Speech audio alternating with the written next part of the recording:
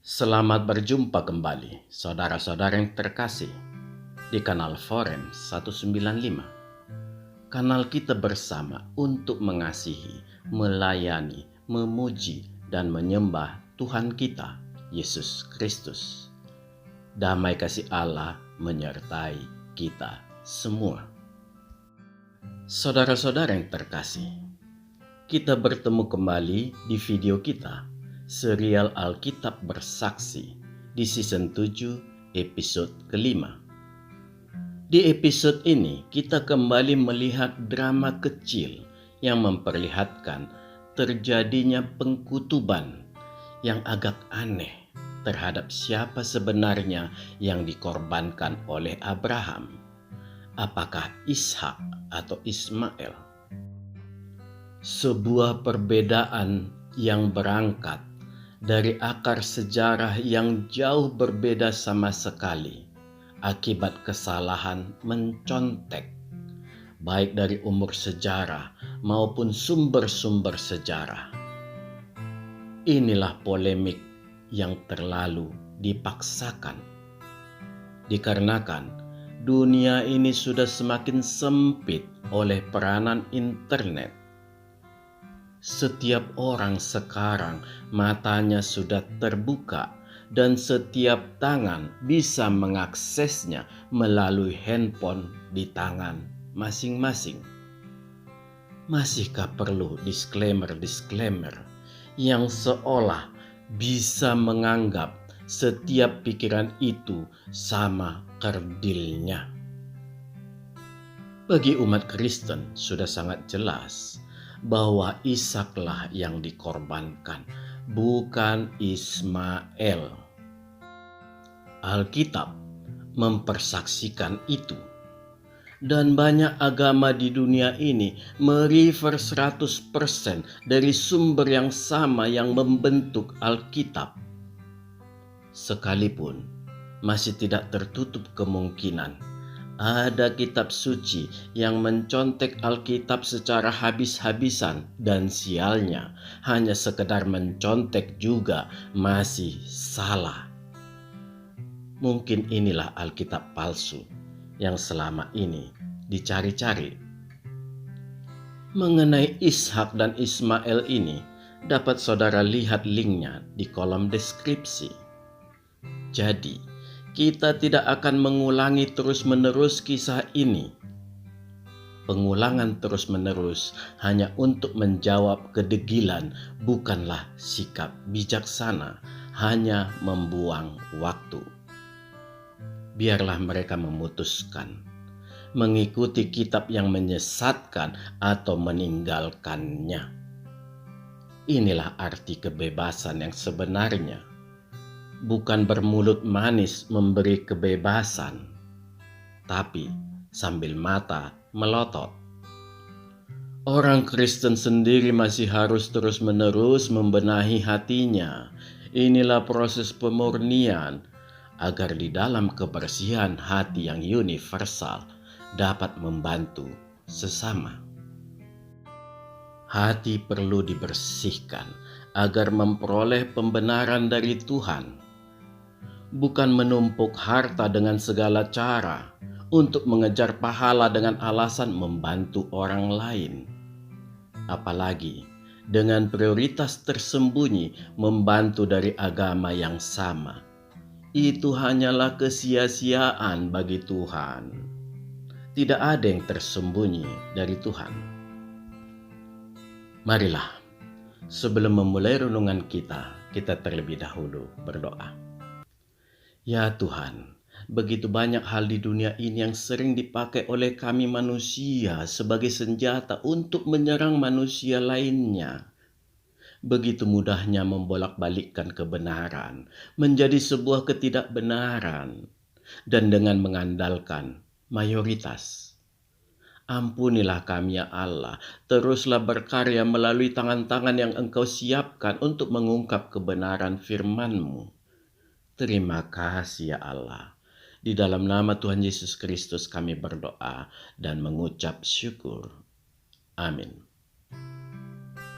Saudara-saudara yang dikasihi Tuhan, Kehidupan kalangan Kristen menjelang akhir milenium pertama sampai pertengahan milenium kedua juga sebenarnya tidak lepas dari aroganisme, bahkan sampai melibatkan gereja dan para pemimpin gereja.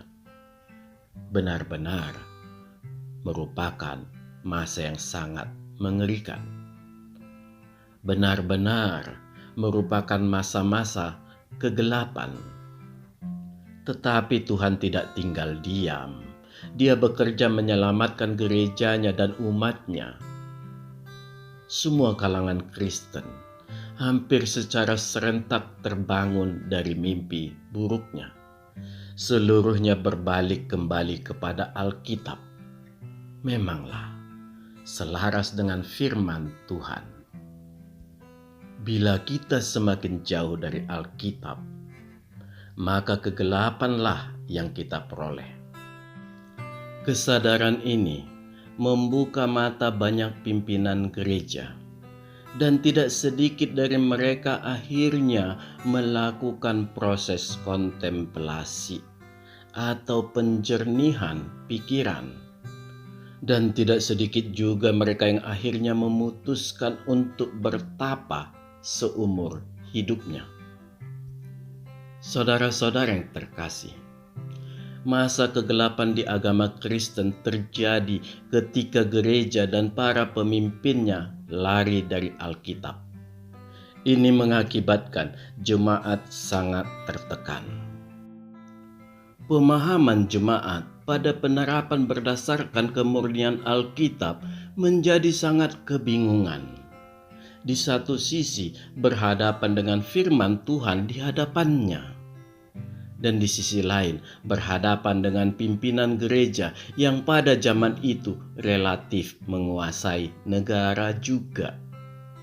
Semua diakhiri Tuhan, tidak tanggung-tanggung. Tuhan juga memberi pembelajaran yang penting kepada banyak negara, sehingga banyak negara melepaskan pengaruh gereja dari negara. Ya, memang itulah yang seharusnya. Karena gereja dan negara tidak akan bisa disatukan oleh manusia-manusia berdosa. Yang terjadi nanti adalah pengkultusan manusia atau agama. Dan percayalah, bila itu terjadi, tidak ada Tuhan di situ. Karena Tuhan tidak akan pernah mewakili sebuah agama. Tetapi gereja bisa menjadi sumber penghasil manpower untuk bekerja bagi negara. Dengan demikian, negara bisa mengayomi seluruh lapisan masyarakatnya dengan lebih baik. Dan sebaliknya, gereja juga bisa dinilai dari manpower yang diberikannya. Apakah memang gereja sudah bekerja sesuai dengan hukum kasih atau tidak?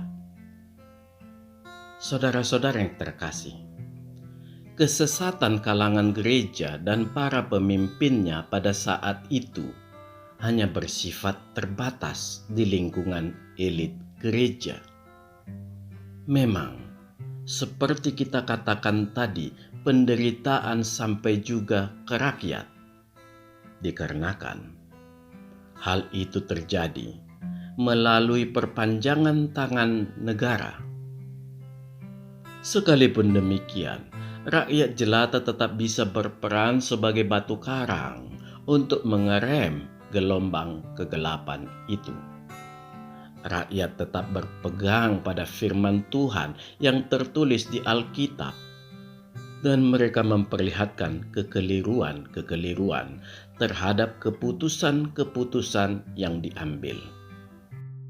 Gelombang rakyat yang menuntut untuk back to Bible atau back to script atau kembali ke Alkitab membuat para elit gereja tersadar mereka sudah terlalu jauh melenceng.